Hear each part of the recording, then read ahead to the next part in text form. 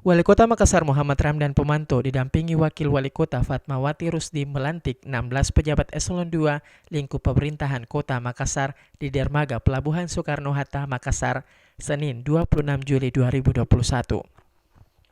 Pelantikan yang digelar Dani Fatma ini bertepatan dengan demosi 1064 aparatur sipil negara atau ASN yang dikembalikan ke posisi jabatan lamanya tepatnya hari Jumat tanggal 26 Juli tahun 2019 lalu.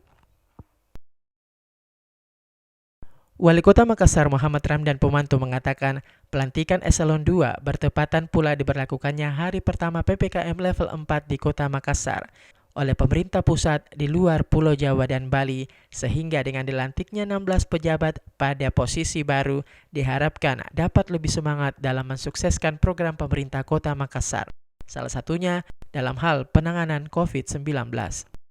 Kenapa saya buat di lapangan terbuka? Karena ini PPKM level 4. Kita harus betul-betul sesuai dengan standar protokol kesehatan. Jadi mohon jangan kerumun ya. Kalau ada jarak itu bukan berkerumun, tapi kalau dia dekat-dekat itu namanya berkerumun. Jadi ini adalah tata cara di mana udara terbuka.